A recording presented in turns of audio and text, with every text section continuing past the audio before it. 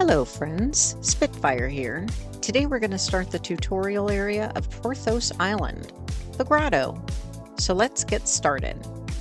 You've just washed up on the beach wearing nothing but some rags. It's snowing and there's a dragon flying around. What are we going to do? The first thing you'll want to do is acclimate yourself with the UI. You'll see some hints immediately begin to pop up on the right side.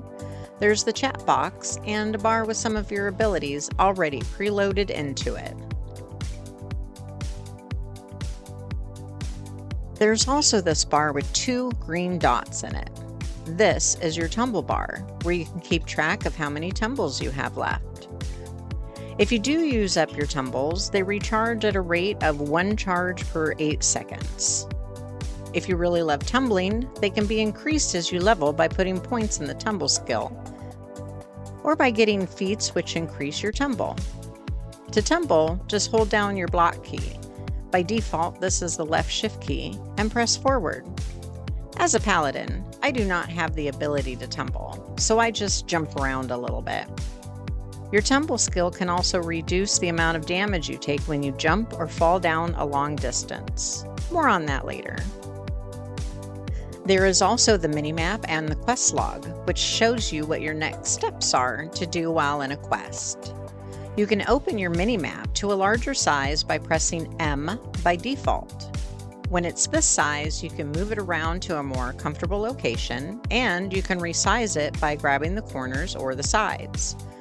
You can also click the small button on the minimap to enlarge it. The hints on the side can be opened for more info by clicking them, and then you just need to click the X in the corner to close them. The chat box is also movable and resizable. Just grab the top of the bar to move it around and grab the bottom of it to resize it. For the hotbar, you can again click the top of it and drag it to a location that you prefer.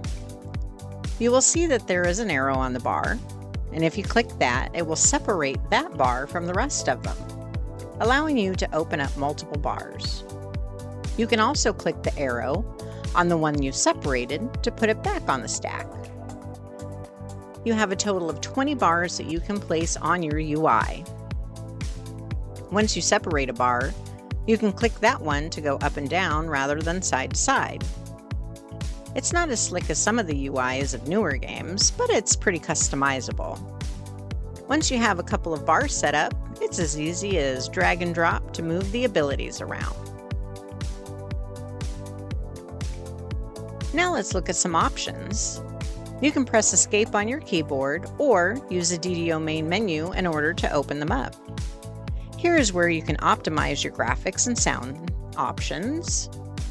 UI settings such as customizing the color of your die and chat colors. Gameplay is where you can customize all kinds of different options that are in the game, such as, say, disabling chats. Mouse lets you switch around your mouse buttons. And then there's key mapping.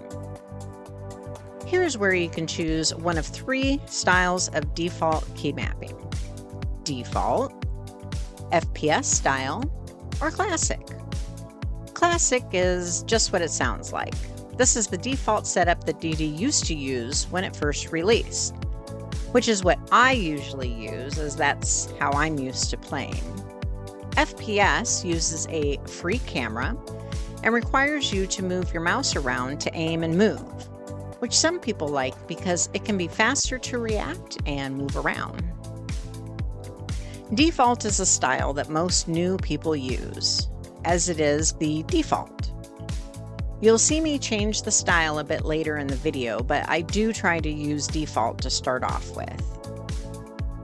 Here you will see that there are a lot of binding options, from mapping your move keys, targeting, and lower down you are able to map your hotbar keys, like if you want to use the number pad rather than the 1 to 0 on your keyboard.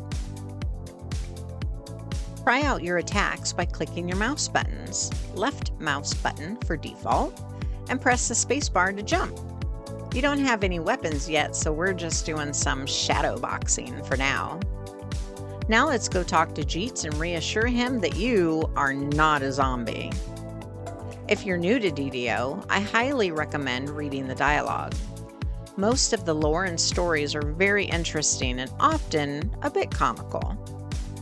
Once you have talked to Jeets, you'll want to follow him up the hill to get your first weapon. Choose the weapon that will best fit your playstyle. Since I took a feat that gives a bonus to long swords, that's the one I chose. Click I to open your inventory and double-click or drag and drop to equip your new weapon. Here you'll see me hide an item that was already in my inventory. This is a heart of wood and can be very confusing to new players. This is basically an item used to reset your skills and feats for free, and they give you this on every new character just in case you need to make multiple changes. More on that in some time in the future. Once you have equipped your weapon, take a couple swings.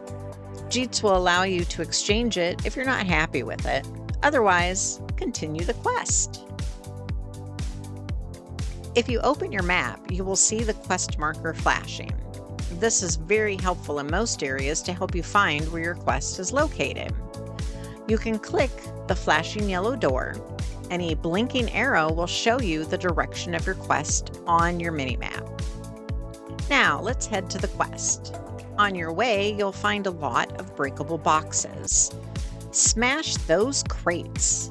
Inside, you will find currency and items that may be useful to you, such as healing potions. Healing potions can be dragged to your hotbar so you can use them as needed. You'll see me disable and enable auto-targeting.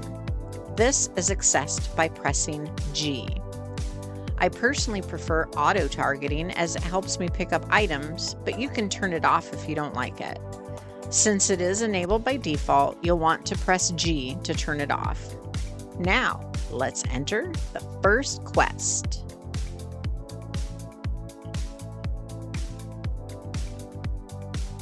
When you click on the door to open the quest, you will see a choice of difficulties. The Grotto is solo, so that will be the only difficulty you can choose for now.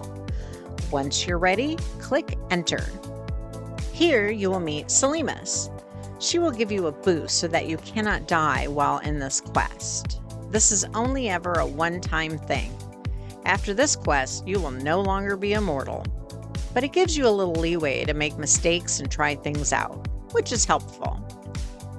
To climb a ladder, you basically just walk right up to it. W or forward is up, and S or backward is down. You can also press your spacebar to jump off quickly. But be careful. Don't jump off too far up. When I jump down, you'll notice that I took some damage. That's where tumble can come in. If you made a character with tumble skill levels, you probably took less damage than I did. But that's okay. I'm invincible. When you're ready, approach your first enemy, and let's do this quest. Side note, pretty much anytime you see a lever, a switch, a valve, or a light, you're going to want to use it. That's pretty standard for DDO. There's maybe less than a handful of circumstances where something bad happens, but for the most part, if you see a lever, use it. Now, watch as I assist our brave heroes in my skivvies. Swimming is pretty simple, but you do have to watch your breath meter. You can't die here, so it's okay, but I don't recommend hanging out in the water after your breath meter has run out otherwise. You will die. Point your camera in the direction you want to go and press W to swim. And to get back to the surface, just use your spacebar. Shrines will refresh your health and mana pools by resting at them. Click the Moon Shrine for resting, and the Fire Shrine is for when you're dead and you need to resurrect. In Dungeons & Dragons, resting refreshes your spells and abilities, but it's a bit different in DDO. you are not able to regen your HP normally, so you want to use a shrine to get back any life you may have lost. The same for mana. In DDO, you use your mana pool to cast spells, so if you run out, you'll want to use a shrine to get that mana back.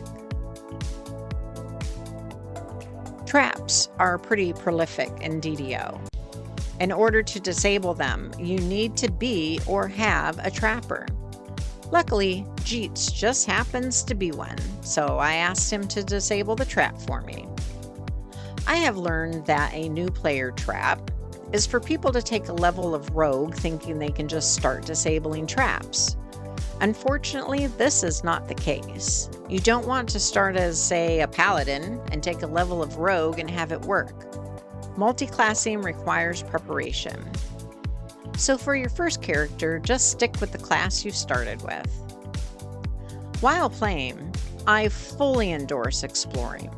There is a lot to this game, and you can find some really cool stuff just by looking around and exploring while doing a quest. Now, let's fight this boss.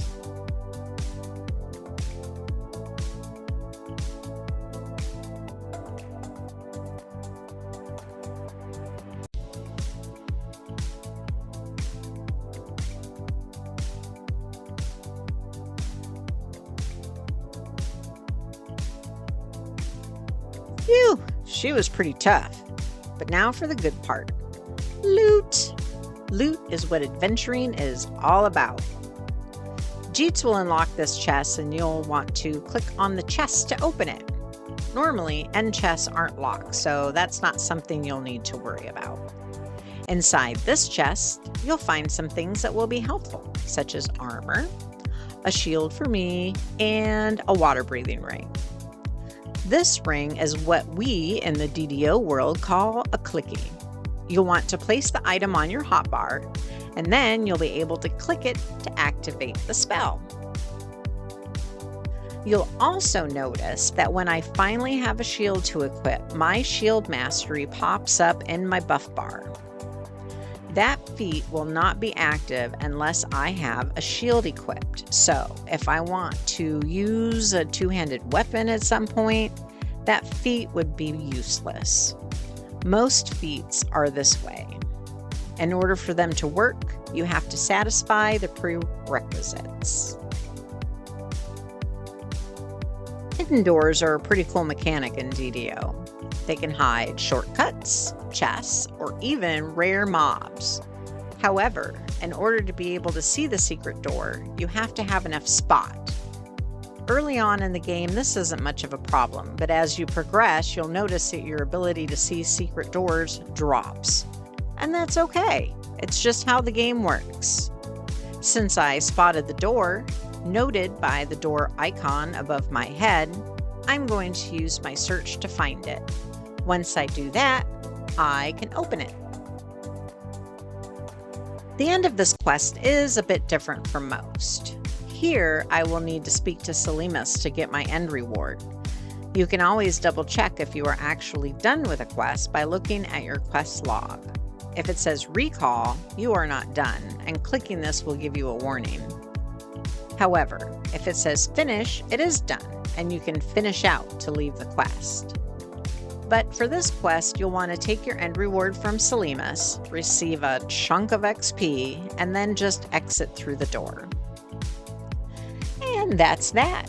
We have officially arrived in Grotto's village. In next week's video, we're going to look at navigating the town, binding our spirit, and picking up our very first quest. See you then!